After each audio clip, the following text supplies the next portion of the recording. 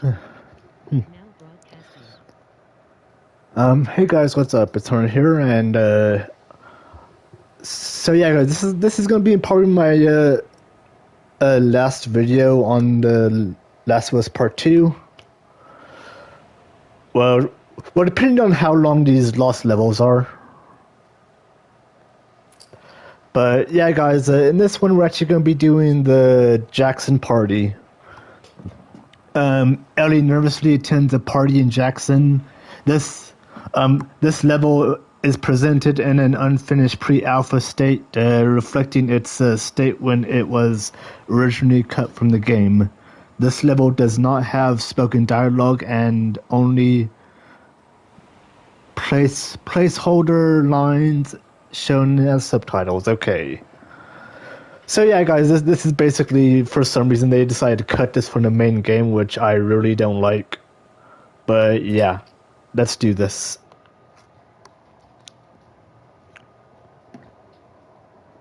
Or you know what, guys? I'm actually gonna do one level per video instead of all of them. You're about to play an unfinished level from The Last of Us Part 2.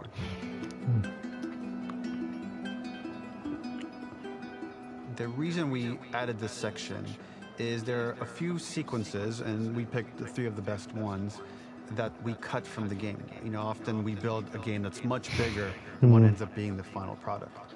They were months away from being finished, but we wanted to give you an insight of what it's like when we built the game, because often we have this whole thing constructed and it doesn't have final art or audio or dialogue.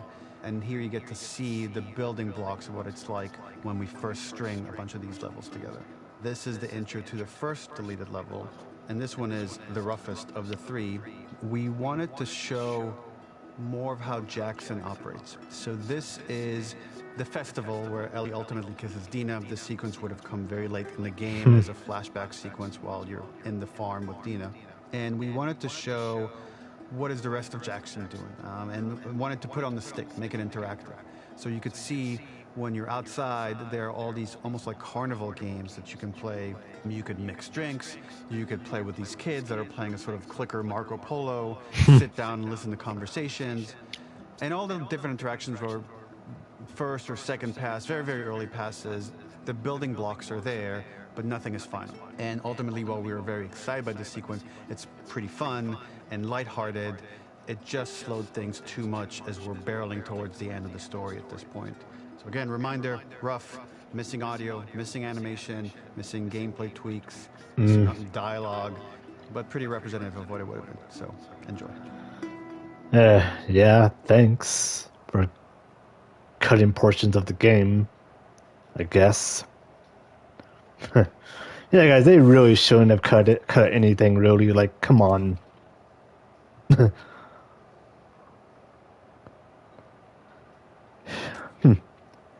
Yeah, guys, so this is like a... Oh, what? What's this? Originally, this level was going to transition Ooh. us to farm. We would go all the way through to the dance, where Ellie and Dina share their first kiss. Then we would play through farm, and when Ellie plays the guitar at night, she would remember the Seth incident. So, the opening for this was a little tricky. We needed it to match at least a little what you might expect emotionally coming from prior beats, because we were already purposefully disorienting you in time and space. Remember, you just came from this huge fight. To jump straight into it would have been a little too jarring. After some back and forth, we rooted it in Ellie's nerves, calling back to her hands shaking in the theater. But this time, for a much more innocuous reason we'll find out later. She's nervous because she has a crush on Dina, who is the only reason why she's here at the dance. Okay, next Something one. we really wanted to do was highlight the way their lives had turned upside down since she went down this path. We had this idea of recontextualizing all of our usual gameplay mechanics that were designed for really violent ends. The workbench, door bashes, throwable weapons, and even the infected, which is my personal favorite. Peppered throughout the level are moments of levity or shared history, all the while seeing how happy and mundane they all were before her huge revenge odyssey. Oh man, they really shouldn't have cut this.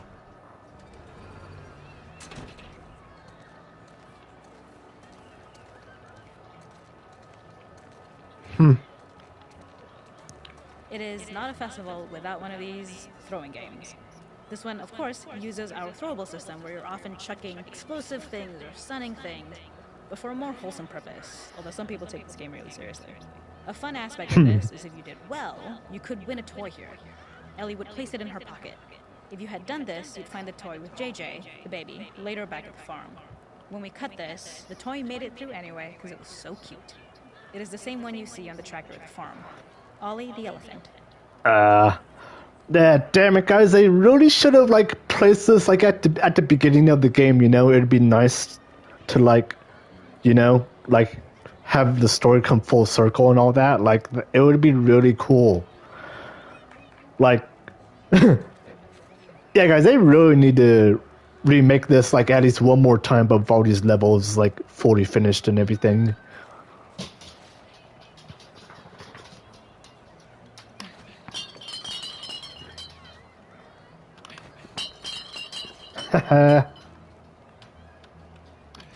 Got it.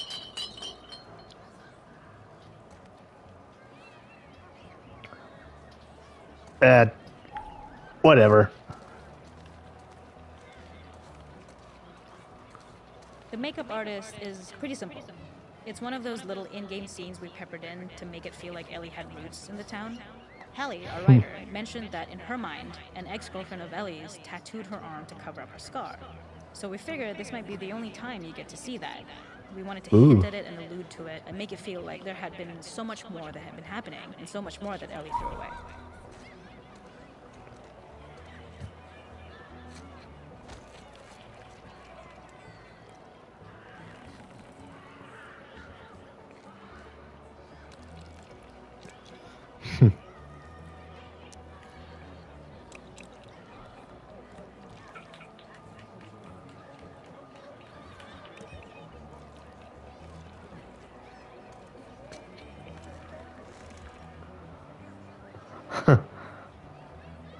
Wow, nice.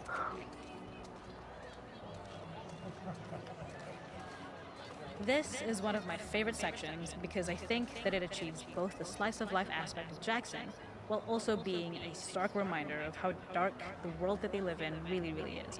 To attract attention and curiosity, one of the kids was supposed to make this adorable, messed up little clicker impression, and the others would giggle. We tried a version where if you got close enough, the kid might try and follow you a little before turning back. Since clickers are blind and move by echolocation, for this game of messed up tag, Ellie must close her eyes and listen for when the children give themselves away. The thought was that these kids are in relative safety. They still grow up with the dangers of clickers and runners, and all those lessons would embed themselves in the games that they play. When the festival got cut, they tried to preserve this moment and move it to the front of the game, where the snowball fight is, as a tutorial.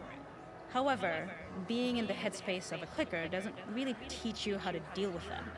Eventually, it evolved, and they instead made the snowball fight, which was, I think, way more effective. For me, it's character illuminating that not only does Ellie know this game, she plays along. There's a familiarity with the kids that's really nice to see, especially because it's such a difference from the Ellie we see later, who has a sort of hollow normalcy that she's trying to get with JJ, but kind of fails. Wow.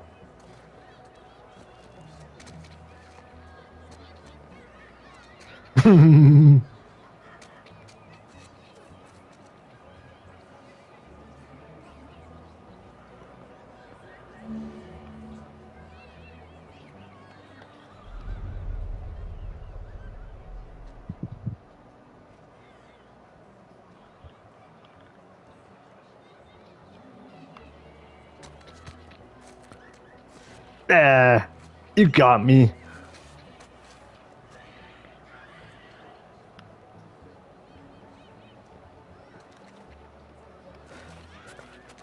Okay, can we do it again? I wanna... Really? Fine. Whatever, game. Alright, fine. Be like that. Alright, what's over here? We use our workbench a lot to make a lot of things that kill and maim and hurt people. Here, we had the silly idea of using the same feel, harkening back to the same animations, using the exact same UI to instead fix a drink. Like the workbench, you could pick your base, and then you could add something to it. And at the time, we had some different reactions from Ellie based on how strong you chose to make the drink. Something we wanted to prototype, though, before it got cut, was picking up some ingredients around to add, like a lime or maybe a bottle of someone's favorite whiskey or salt, like you were earning upgrades. We also toyed with having Ellie carry around the drink you made and occasionally sip it, psyching herself up to go talk to Dina inside because she's nervous. It got too noodly, though, because she would need to keep placing it somewhere before she did anything. So it would have ended up more trouble than it was worth. Nah, damn you. Come on.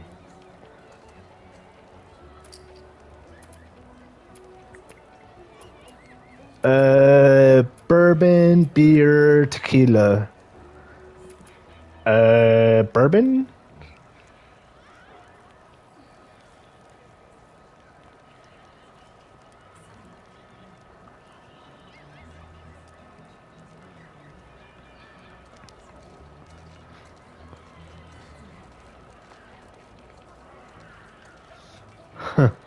Okay.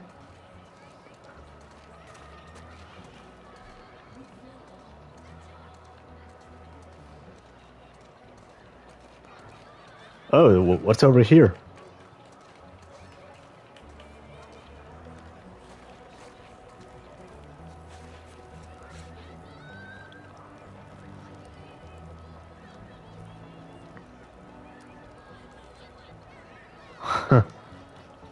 Okay.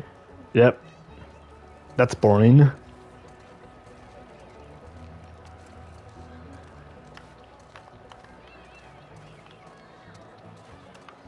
There's a hidden spot at the back that was just a bit of fun. It was highlighting Jackson's normalcy with something we would find in a real world. In the back, you would find teenagers finding some alone time with each other in a dark corner of a party. It was rewarding the player for peeking into a hidden corner, but ultimately redirecting them back to the festival. We also had versions of them smoking weed here, despite Maria's consternation, probably having gotten it from Eugene. Yeah. Oh my guys, they really shouldn't have cut this. This is awesome. This would have been awesome as a full-on level with dialogue and good, like everything finished.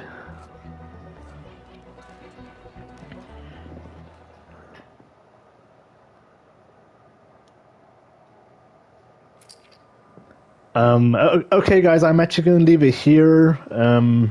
So yeah guys, please like, comment, subscribe, and see ya.